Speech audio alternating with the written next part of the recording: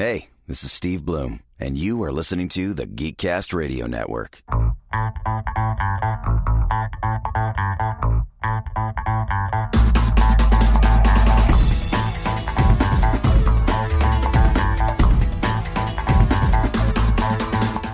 Hello and welcome to episode 174 of the Cinema Geeks. I am one of your Cinema Geeks, Optimus Solo, and joining me today is Hard Candy Mandy. Hello. Oh, hey, I'm always here. You're always here? For the most part. Is that true? Till I get drunk. Oh, okay. Movie reveal, Dan. Hello, Dan. I didn't know we were allowed to get drunk. I did not come prepared. I thought that was a different podcast. Matt Fridley-Sent is not with us in person, but you will be hearing from him throughout today's episode. And today we're doing something that we've been waiting to do for a long time, and that is put a bow on this video game film spotlight. That's right. We're wrapping it up, putting a bow on it, and hiding it away in a corner, never to be seen or heard from again. And then we're also going to tease what's coming next in our next film series here at the Cinema Geeks. So, before we get too involved in our comments, let's go straight to Matt and get his thoughts. He put a nice clip together here on his thoughts on the video game film series, what his favorite films are, what his least favorite films are, and what the future of the genre holds. So, take it away, Matt. Hello all you cinema geeks out there, Matthew Fridley-Sent here, calling in from Purgatory to help wrap up this video game movie series we've been doing. It's been quite a ride. I think I was a little more positive at the beginning than I am here at the finish line, and all I can say is I hope you enjoyed this more than we enjoyed the trip, because you guys took the short way here. In true Cinema Geek fashion, I'm going to try to hit all of the points here, the highs, the lows, the whatever else, the honorable mentions, because I think I've got a lot of strong opinions. I think that came across throughout the records, but let's just, take it home here at the final stretch.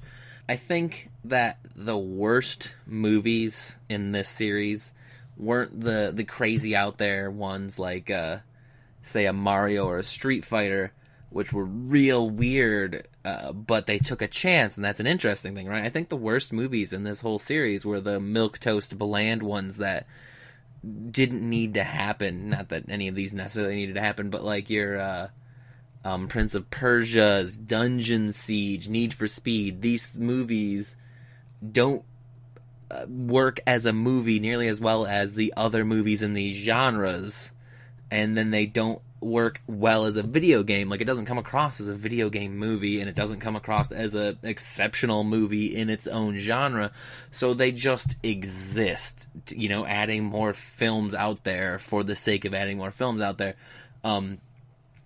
Those are the worst offenders to me. Like, you take an Uwe Boll movie, an Uwe Boll movie, like House of the Dead, it's not good, but I got way more enjoyment out of, like, the weird splicing in of video game footage, and here's a person with a gun, and then they're holding a different gun for some reason, and they're holding the original gun, and now they're fighting, like the oddities of something like that, that's something so out there, is more entertaining, because I can at least laugh at it. Even if it's not working on the fundamental film level, that's still entertaining to me.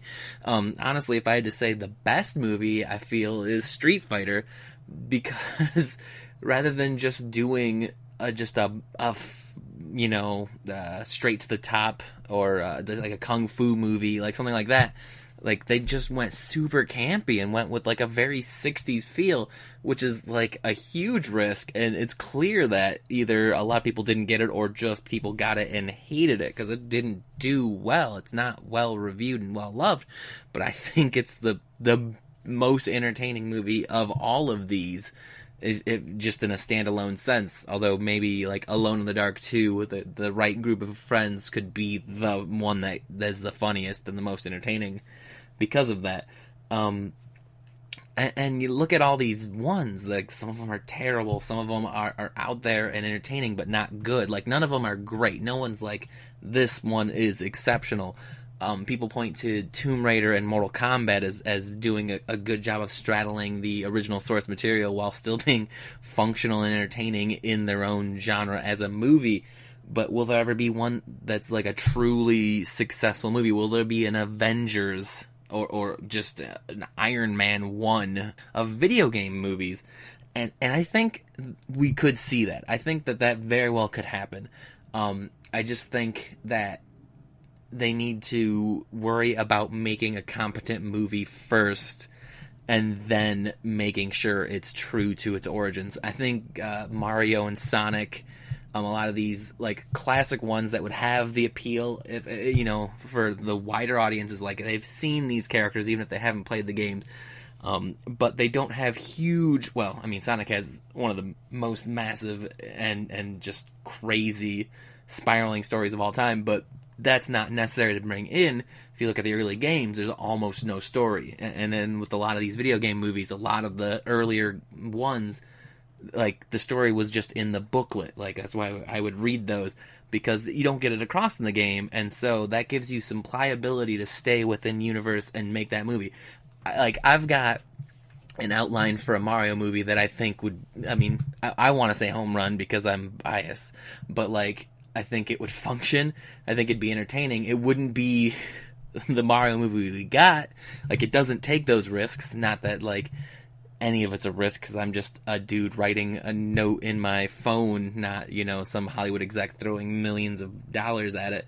But I think that, it could easily be spun into a serviceable movie that would entertain fans and non-fans alike. But do we need that? I don't think we do. I struggle to think of a reason why we need any video game movie. And this isn't me saying I've watched all these video game movies and they typically do a bad job, so we don't need more of them. I just think that video games are structured in a way that they're interactive. They take a long time, or they don't. Some amazing games can be beat in an hour or two. Classic games, Contra, I think, can be, just playing it can be beat in 50 minutes. But, why? Why would we need to take, a Mass Effect that might take you 60 hours and try to condense it down into 2? Why take, maybe a Downwell, which doesn't really have a story, but it's kind of fun, make that an entertaining movie. Video games are made to be interactive, and movies are made to not be interactive. They're two different types of media that just don't need to cross, and the crossover barrier is a lot larger than, say, a comic or a book. Comics and books and movies are way more similar than video games are. Even though video games might seem, since, they've got the sound, they've got the moving pictures that comics and books don't have. But the way that a story is structured is entirely different.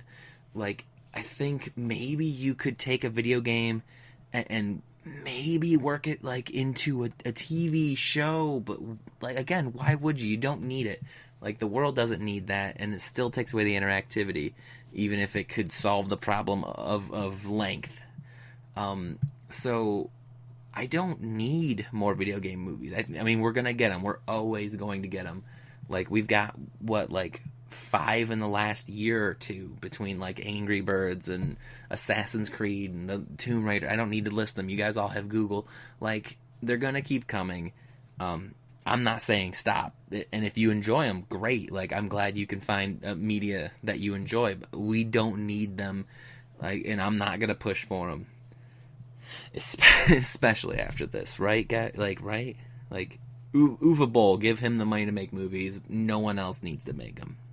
I'm rambling a bit, so I'm going to toss it back to you guys, the GCRN studios. I cannot wait to hear what you all have to say about these good video game movies. All right, so Matt, interesting thoughts here. I think most of us are going to agree with most of what you said there, but we'll see how it goes here. Obviously, Matt had mentioned that his worst movies were not things like Mario or Street Fighter, because he said even if they couldn't be taken serious, at least they were taking some chances and doing some things maybe from a unique standpoint, etc. He thought the ones that he liked the least were more so what he called the milquetoast, bland, unnecessary films like Prince of Persia, Need for Speed, and he mentioned Dungeon Siege as well.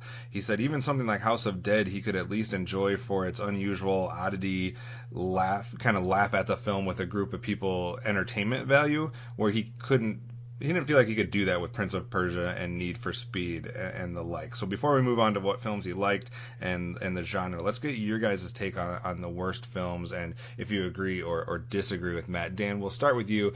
What is your take on what was kind of the worst of the worst that we saw? For me, the worst of the worst, and I kind of agree with him a little bit, but the one movie for me that bucks that trend that wasn't necessarily boring, was just god-awful in every way possible, was Postal. Legitimately, now I have an answer to the worst movie I've ever watched. Before I had a few, now it's definitely just going to be that. It was just aggressively bad, and the worst part was it was like trying to be like edgy and trying to be like this UA bull, like getting back at his critics, but in trying to be offensive. But it was at times inoffensive or so transparent. It was just plain awful. I never had any intention of seeing. I can't think of his name right now, but the guy from Talk Radio and Kids in the Hall naked ever. I didn't know a desire to see that ever. So that to me was far the worst. I thought like the ones that I enjoyed the most were the ones that maybe didn't execute everything properly, but had at least interesting ideas. Like I thought Silent Hill, out of all the movies that we went over, there was problems with it, but there were pieces within it I thought like impressed me more. What it got right, like it actually, isolated, was impressive amongst just the craziness.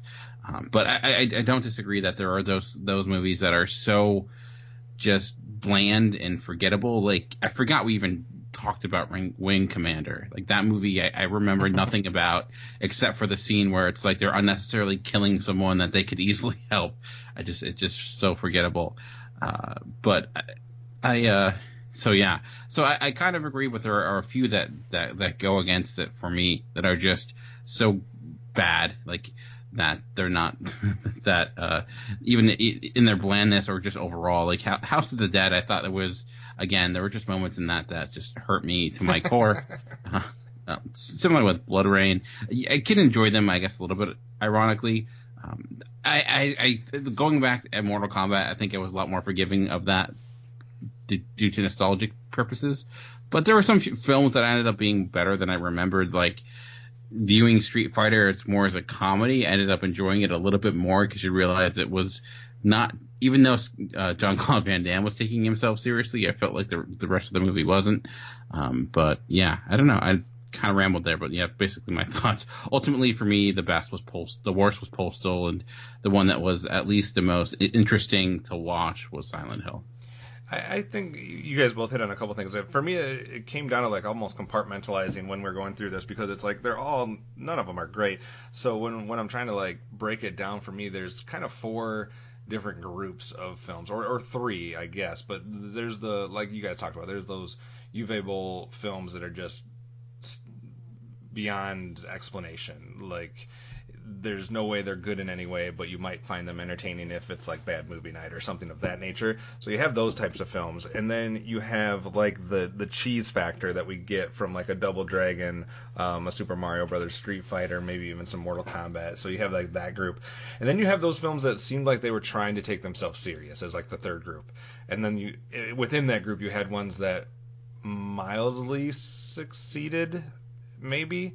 And then you had those that were just awful and were still taking themselves serious. And to me, it's a toss-up between those movies like House of the Dead, Alone in the Dark, and Blood Rain, which are just awful films, but you're not sure if they were really meant to be good. I mean, I know Uwe Boll thinks they're good, but like nobody could really take those serious. And then you have those, like you guys were talking about, like Need for Speed, Doom comes to mind. I remember I was not expecting to dislike Doom as much as I did. Like that was the first one I think that we came across that I was like, this is not one of those like just ridiculously bad movies because it's poorly made. This was legitimately trying to be a a good film, and it is awful in almost every way possible. So I kind of went back and forth on those as far as which ones were worse. Is it worse to be intentionally bad or worse to be like seriously bad? And it's still all bad. It's like, if you ask me, I have to watch, like, you give me a choice of watching Double Dragon or Prince of Persia. Prince of Persia is, I think, objectively probably a better movie. It's more competently made. But Double Dragon is such an oddity of a creation that just watching it is more intriguing because its failures are so out there, where Prince of Persia is just a generic movie ultimately. So I guess it all depends on, like, if we, for the love of God, this not to happen again, but if we had to rewatch any of these, I think I would be more inclined to watch something like that than watch some of the more just like ones that weren't super bad but were just ultimately forgettable. Well, for me, let's try to make a weird comparison because I like those. Like, if you put some type of random sandwich together, like you got like stuff that's not sandwich material. Like, you got bread, and then you have, I don't know, candy and like some other random nonsense in between the two slices of bread, and you eat that sandwich, like, it's not going to be good because it wasn't composed right. You know what I mean? Like, those things don't go together, so of course it's not going to taste like a tasty sandwich. But is that worse than having a food that could be good, like a steak that's just terribly cooked? You know what I mean? So it's like, the one's not supposed to be good, so of course it's going to be bad. But the other one, like, probably angers me more because it has the potential to be good, and it's just not. So I don't know. I'm with you, Dan, though. If I had to pinpoint my number one least favorite film out of all the ones we covered, it would be Postal. Amanda, agree, disagree on what people like or didn't like, in the video game films? Yeah, I think I can agree on most of that, I feel like for me personally, the ones that I enjoyed were ones that I had already seen and liked. I don't think I saw one that I hadn't viewed before that I ended up liking, going, oh my god, I really like this movie. But the ones that I do like, I've seen several times, and I would continue to rewatch them. But some of these, definitely, I don't even want in the house. What was worse for you, the Uwe Boll, House of the Dead, Alone in the Dark type stuff from Postal, or was it more Need for Speed, Doom, Prince of Persia, that type of stuff? I think, like, Need for Speed was just ridiculous, but the other movies, as bad as they were, I think Postal, like, definitely being the worst, House of the Dead coming up pretty close after that. Doom, I was just, like, bored with. Like, it didn't look like crap, and but it also didn't make a ton of sense either, so it doesn't pull it away much from some of the Uwe Boll movies, so I don't know, it's hard to tell. I liked the bigger production ones for sure. Okay, so which ones would you have had in your top? Like your top 1, 2, 3 films, whatever it might have been. I'm going to say Mortal Kombat, Silent Hill, Hitman. I like Max Payne and like Mario Brothers and that good stuff. Okay. Dan, I know you mentioned Silent Hill. Would that be your number 1, and what else is near the top for you? Yeah, Silent Hill would be number 1. Hitman is also 2 for me, because I thought that was just, like, it was a fine little, like, action film. Had at least a decent fight sequence where they had that, like, sword fight in the middle of a subway that made no sense, but it was kind of cool.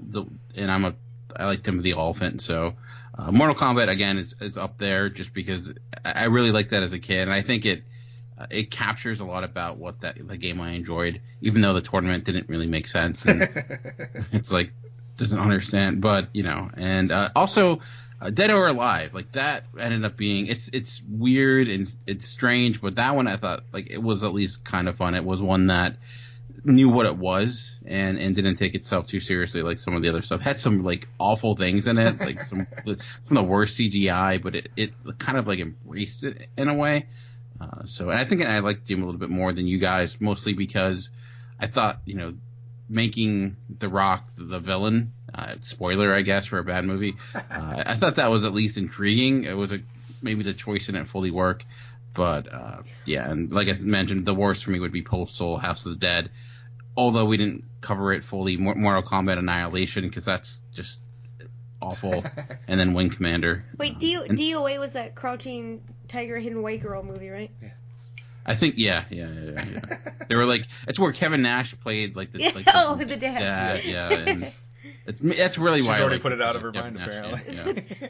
I am going to be very similar to you guys. If I was to list off my top four, three of them have already been mentioned. So my number 2 was Mortal Kombat. My number 3 is Silent Hill, and my number 4, like Dan, I thought DOA was way better than I thought it was going to be. I didn't think it was good, but it was maybe the most surprising film that we watched, because I was thinking like DOA and Postal were both going to be garbage, and one of them was, and one of them I ended up liking a little bit more for some reason. I don't know. I thought like DOA was like the poor man's Mortal Kombat, I guess. I don't know. But my number 1 was actually Resident Evil. I thought that film succeeded with what it was trying to do for the most part, and I didn't feel I thought it had enough to separate itself a little bit from stuff like Prince of Persia, Hitman, and Tomb Raider, which I guess would put somewhat in the same thing. And I'm not really someone for the more, I guess, the horror-ish type of genre when it comes to video game films, but I have Silent Hill and Resident Evil both towards the top. Amanda, you're giving me a weird look. This is your legit rankings right here on No, the that's screen? not finalized. I'm just using that as a reference. Because I was going to say, if you have Street Fighter above Mario Brothers... Oh, I do have Street Fighter above I'm a little... Mario Brothers. What? Yeah. And above Double Dragon? Yeah. I think those three are equal cheese, but I think I like Street Fighter the most out of the three of them, because Mario Brothers I was just so confused at the entire time. God. So Did you see it as a kid, though? yes, but no, I had no memory of it.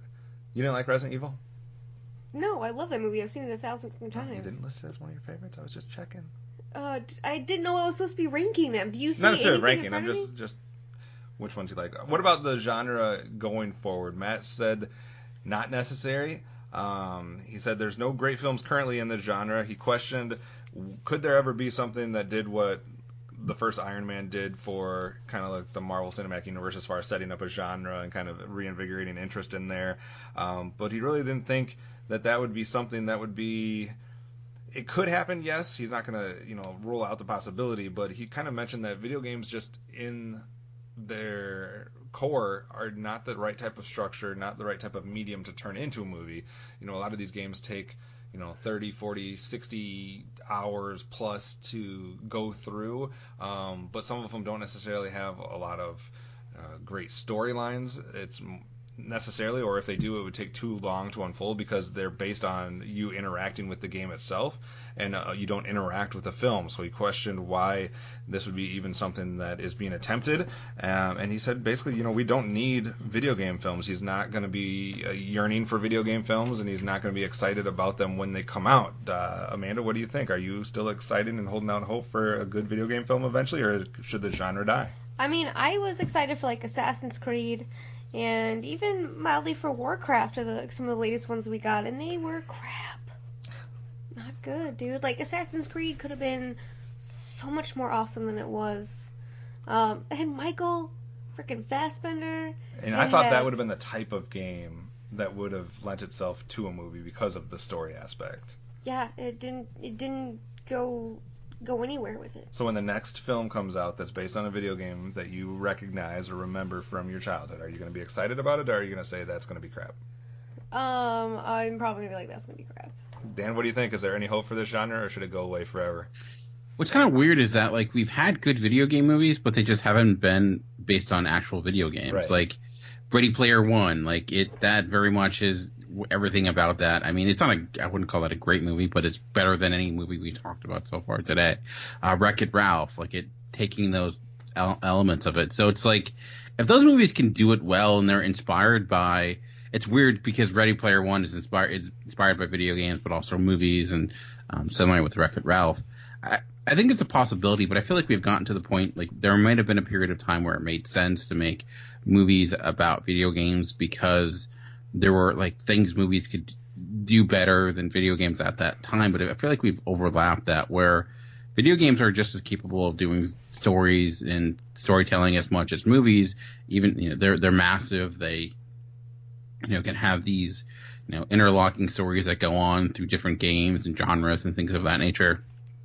So what is putting it in a movie do? What would be the purpose of taking a video game and making a movie out of it outside the hope of making money? Does that medium lend itself to tell a story in a better or different way? And I don't know if it can anymore. can you? I'm so out of video games. I don't know what the big video game is, but like, Fortnite or not Fortnite, but Fortnite. what is that?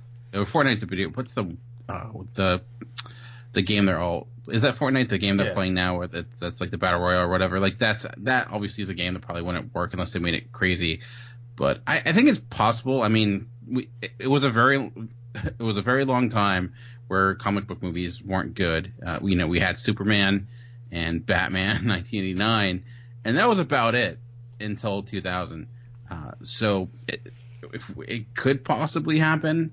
I don't know if we need it to happen or what that video game would be to make it work.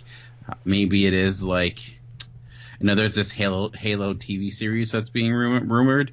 Maybe that could like lend itself, but I don't know. Like I think if it would work, it would just be one of the more simple games like a Mortal Kombat. That's just your basic taking your cues from the general setup and doing it. But like at one point in time, video games were trying to emulate movies, and now vice versa. Like movies are trying to be like video games. So then I don't know. Like I feel like it's not really pertinent, but maybe it could happen. I'm just not holding my breath. Yeah, I'm definitely not holding my breath either. It's weird too when you think about it, because a lot of it works the other way. I guess you can make a decent video game out of a movie, and for some reason, video games, do they translate better to a cartoon, like a cartoon or animated series? I mean, I know there's been a lot of awful cartoon animated series based on video games as well, but I feel like you've had more luck there. I don't know if that's a better format for it because of whatever reason, but maybe they should stick to that, like, or try going a TV series route or something, because I just feel like the constraints of a 2 to 3 hour movie or 1.5 hour movie or whatever it might be it's just not enough, or else they've just, the times that it seems like it should have worked, they didn't have the right person calling the shots, or they just dropped the ball, it seemed like. So I'm definitely not holding my breath. I'm surprised they never made a Grand Theft Auto movie, I guess, but I don't know if that would work either. But in the racing phase of like Need for Speed and Fast and Furious, I'm surprised they didn't like try something like that. But I can't think of a specific movie. Like I would have thought Assassin's Creed could, and I'm not a big Assassin's Creed player, and I'm not a big gamer at all, but I thought just with the way that their kind of story went, that would lead to some cool things. But again, they dropped the ball on that one as well. So I'm done holding out hope.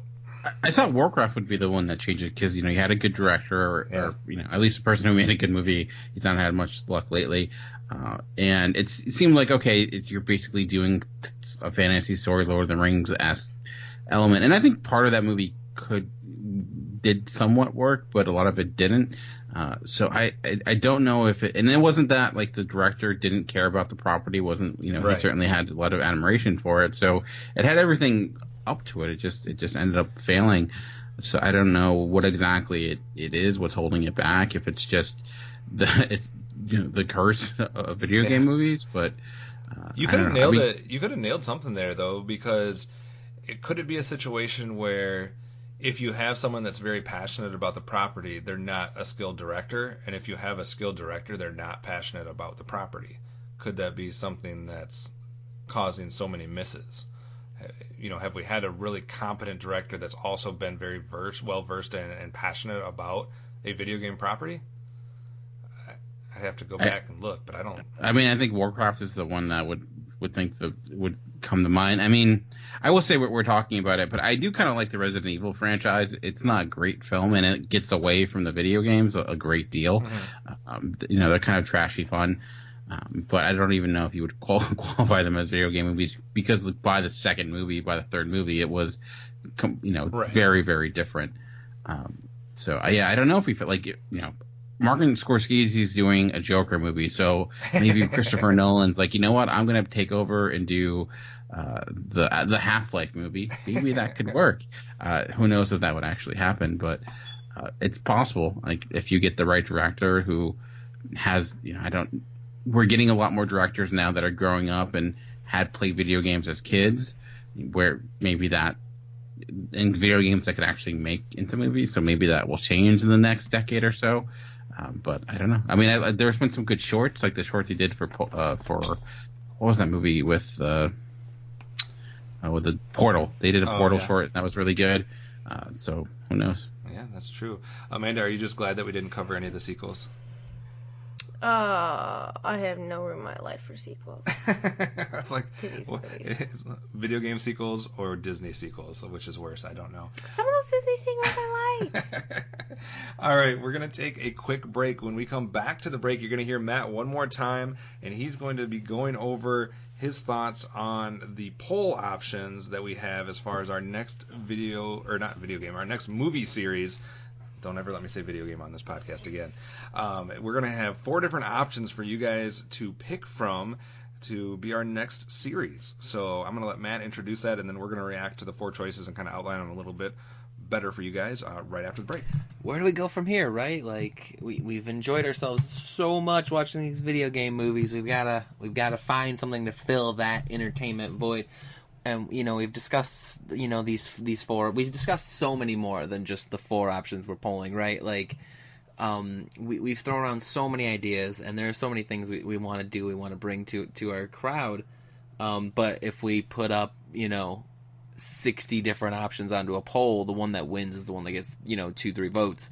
So we set on these 4, and honestly, if I'm being perfectly honest, and this will probably come as a surprise to absolutely no one, of the 4, there's one that I have experience in, right? Like I've always been an anime fan for as long as I've been a fan of things.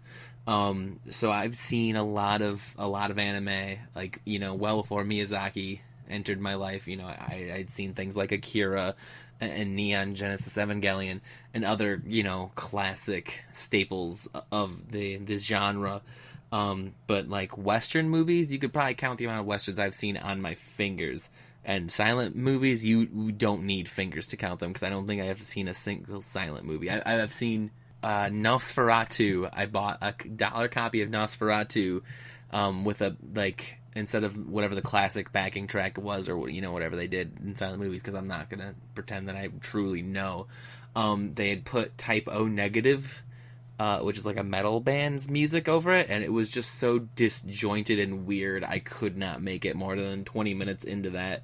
I mean, the AFI Top 100, like, I think everyone knows I haven't seen any Disney movies, so what makes you think I've seen Ben-Hur or Citizen Kane? I mean, that's number 1 and number 100. I haven't seen either of those. And I'm sure I haven't seen 85 of the ones between them. So, like, if we watch any of those other 3 categories, it's going to be entirely new experiences for me, and I'm gonna enjoy it, hopefully. I mean, no promises. And if we go with the anime one, then I'm gonna be real comfortable. I'm gonna be watching movies maybe for the second or third time, or watching movies for the first time that I already know key points of, because I just have sat in that space before. And it's hard for me to just, like, back one of these horses. They're all so different. But I think, just purely for my comfort zone, I'm going to go and back silent movies. I think maybe, the top 100 is probably would be a better thing for me. I've never seen The Godfather, and it becomes almost like a list of shame, because there are so many I haven't seen. But I think that silent movies is the furthest from what I know, and so I think I'm gonna vote for that one. I think that's gonna be the most different. Like, I think none of us, feels super comfortable in that space. Like, I it doesn't come up in conversation much. So I think if you want the most interesting and wildly off topic and weird one, I think that's where your vote should go. But I mean, what do you guys think? All right. Thank you, Matt, for your thoughts on the different poll options. And as you heard, let's run them down real quick, and then we'll react to our choices there. So we have 4 different film series that are up for your vote. You get to decide what we do next. All right. First one, as Matt mentioned, would be non-Hayao Miyazaki anime films. So we went through the whole Miyazaki spotlight. We enjoyed it overall. Most positive reviews on almost all of the films. So that kind of whetted our appetite a little bit, and now we're curious about what other anime films are out there that we haven't seen or that we haven't seen recently. Some of us may have more blind spots than the others on those, but there's definitely a lot to choose from there. We obviously have the likes of things like, let's see, Akira, Grave of the Fireflies, The Secret World of Arrietty, The Tale of Princess Kaguya. So there's a lot of stuff out there that we weren't able to cover because it wasn't done by Miyazaki before. So that's one of the poll options. Second option, as Matt mentioned, would have been silent films. So most of us outside of Dan have very little experience with silent films. So, turning back the clock and seeing what that genre had to offer, and another way for a lot of us to kind of fix some of our blind spots and expand our horizons a little bit with that. Third option that we discussed was getting into westerns a little bit, because a lot of people might not have the knowledge of some of those more classic westerns, and there's a lot of different routes we can go back through there with more modern westerns. We have the spaghetti westerns, and there's a bunch of different kind of subgenres in there, so maybe picking a few here and there and exploring that a little bit. And then the last option everybody always talks about, and we did our recently last year, our top 100 films, personal films of all time, but what about the critics list of top 100? So specifically, we were going to look at the AFI, American Film Institute, top 100, and kind of go through there and highlight ones that the majority of us have not seen and see if they're as good as everybody says they are. So those were kind of the choices. You heard Matt say that maybe the easiest one for him to do would be the non-Miyazaki anime films, but the one that he was most intrigued about was the silent films. So Dan, what are you thinking about those four options, and kind of, are you pulling for people to go one way or the other, or which ones do you have the most and least experience with? I would think the one I probably had the most experience with would possibly silent films. I don't know. I think I've watched a decent amount of the AFI Top 100. There's still some in there that I have yet to see, but mostly the stuff near the top, because I tried to, at my own accord, try to do that one year and didn't get very far. But I think the one I'd be most excited about, maybe silent films, just to talk to you all about them and see, because there's a variety of different ones, and seeing how well those they hold up. So that I think would have a lot of potential to talk about. But I think that the benefit of doing the top 100 would be we would be able to get different genres, different directors, so it would at least provide the most variety. So that would also be interesting. And the other thing that we might want to think about is which one's going to provide us the best films, so we can get as far away from the video game film genre as possible. Amanda, are you excited about one? Are you trying to pull people to vote for a certain one? And what's your various levels of experience with each of those? To be honest, not a big fan of silent films, so it's gonna be hard to keep Amanda awake in those. The AFI films, I think Dan makes a good point that we'd have the most variety, and that's always a plus. My personal fave, I think, would be westerns. I'm really hoping for that one, to be honest. I have some, background in westerns, as that's like all my grandma watches. So, growing up there, I got to be witness to some good ones. And as far as the anime goes, I'm kind of sick of it at this point. Not sick, I never want to watch it again, but I still want a little bit more of a break from the Miyazaki trek. Yeah, and that makes sense, since we just did the Miyazaki one. I can see some people wanting to talk about some other stuff, and we could always keep that for future reference. I'm intrigued by the Western one because it's been a genre that I've always enjoyed, but for some reason haven't explored it as much as I should have or would have liked to. So it would give me an excuse to kind of dive into that a lot. So I could definitely be happy with going that route. I know I definitely have some blind spots on the AFI list, so I'm intrigued with that. And silent films, I would be intrigued to do that as well, because I have very little experience with that. I think I've seen a few, but it's been a long time, so that would be interesting as well, to just kind of try to see things in a different way and go back to when movies were about something different than what you get sometimes with just plethora of visual effects, or where people are concerned more about that than the actual storytelling, and they do so much storytelling through the body language in those that it would be intriguing to watch some of that and kind of get a lesson in that. So I'm intrigued with most of them, but I can definitely see people's argument for each of the four. So I'll be happy either way. I don't have a front runner. I guess You better vote for Westerns. Amanda's saying Western, so maybe I should say that. But we have, it sounds like 2 people very intrigued with the Westerns, 2 people intrigued with the silent films. But we'll let the fans decide. So you guys can decide what we're going to do next, and then we'll pick, like I said, a variety of those films. We haven't decided exactly how many yet. It won't take as long to go through, hopefully, as the video game film series, so that we can add some variety in there. But that's what's headed next with the Cinema Geeks. We're also obviously going to continue and round out our Kevin Smith retrospective. We still have a few Kevin Smith films, maybe the non-traditional Kevin Smith films, I guess, when you think about it, that we could go through. It's funny, I was walking through Target the other day, maybe a couple weeks ago, and they don't usually have movies on clearance, but they've been doing this massive like remodel in our area where they're trying to get more stylized or whatever. So they've shrunk their movie section drastically, which is unfortunate. It's gone from like 5 aisles to like 1. And they had a clearance section, and there was literally a 2-pack DVD that had Clerks 2 and Zack and Miri for like $7. And I thought it might be too high still, so I didn't pick it up. But yeah, so we still have a few Kevin Smith films to get to. Dan, do you want to let people know what's going out lately in your other endeavors, and what kind of topics you're covering with the Comic Concierge?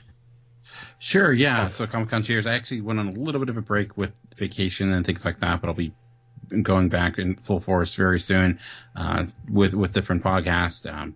Talking about a variety of different things. On Mondays, I do weekly wrap-ups, and on Thursdays, I do a deep dive with a special guest. Also, I've been putting out, partially because why there's been less Comic Concierge is because I've been putting much more video content at the Geekcast Radio YouTube page, as we're trying to catch up with all these millennials and all their video stuff. So if you go to the Geekcast YouTube page, you can subscribe. You might be listening to the YouTube page as of right now because all of our podcasts are on there as well. But I've been doing comic book hauls, comic book reviews of new stuff, old stuff, original graphic novels, superhero stuff, stuff from everything in between. So if you go, I think it's Geekcast Radio is our channel, so you can check it out there. Awesome. We also have some stuff that you might want to keep an eye out for. If you are a wrestling fan, then we're going to have some interesting wrestling content coming your way in the next couple months. So we're going to have a GCR Wars tournament, which is going to feature the best wrestling tag teams of all time. And that is going to be setting the stage for later on in the year when we go to our top 100 list for 2018, which is the top 100 professional wrestlers of all time. So if you're a wrestling fan, get ready, because there's going to be a lot of content coming your way here in the second half of the year. Amanda, anything you'd like to say before we close this out? Dan, I'm a horrible friend, and I still have not read the Sabrina comic. I blame my computer. It's not my fault. I beat it every day. I will force her to read that on my computer. All right, so that's going to do it for this week for the Cinema Geeks. If you'd like to talk to any of us, ask us a question, or tweet to us in any way, Amanda, they're going to tweet to you by doing what? You can hit me up at Hard Candy Mandy, eyes, no eyes. Dan? I am at Movie Revolt. I am at Optimus Solo, and if you'd like to hit up Matt and talk about his clips and what his opinions were of Tell the him video how much game you love film, Batman vs. Superman. I don't think that was anything to do with anything. You can reach him at Fridley Scent. Otherwise, you can tweet the show as a group at Cinema Geekcast. That was hard to get out. I was going to say like en masse, but then I was like, is that how you say that word? But at Cinema Geekcast. So that does it for this week. Tune in next time for another chance to listen to the Cinema Geeks.